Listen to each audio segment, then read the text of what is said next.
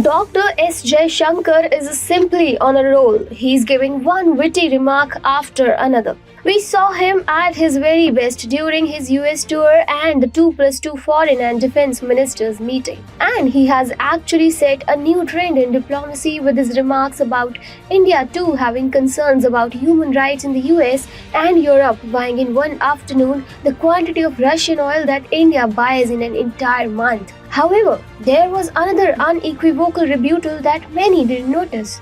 I'm talking about Dr. S. Jaishankar's unequivocal rebuttal to the Biden administration on the CAATSA question. Hi and welcome to TFI English, the National Socio-Political Analysis arm of the TFI Media Group.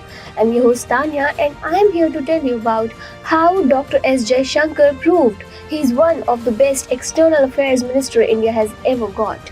The External Affairs Minister was quite unequivocal and clear on the issue of America's countering America's adversaries through Sanctions Act. Dr. Jaishankar said that it is American legislation and it is for the US to decide on it. The External Affairs Minister said it is their legislation and whatever has to be done by them. He was also quite clear about the fact that whatever is necessary for India's security will be done without being concerned about any restrictions. This was one major statement of intent. India is serious about securing its defense need and it is the US that has to understand this while making necessary adjustments. Remember, the Biden administration was constantly using the CAATSA threat to bully India. US officials were making some subtle and some not so subtle remarks that suggested Washington DC could sanction India if India did not toe the Biden administration's line on issues like Ukraine crisis. US Secretary of State Antony Blinken too said,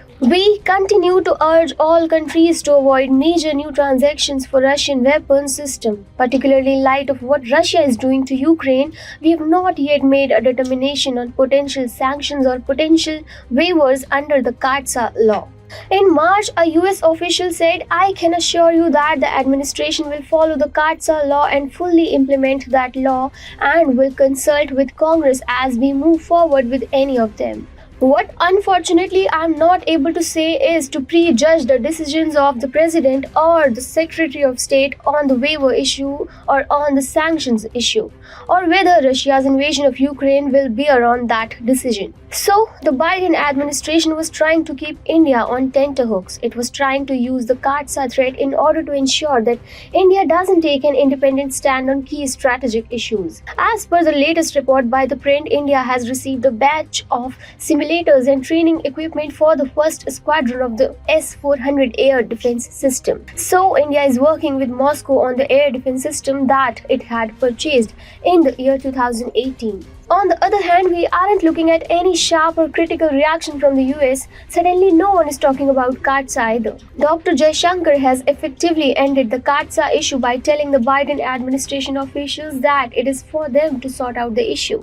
Now, Biden administration is unlikely to escalate the issue from here on. On his part, Dr. Jaishankar always knew that the CAATSA issue was just an empty threat and the US president was never actually in a position to follow through it. All that India needed to do was call out the threat and end the issue for once and for all. This has been evidently achieved.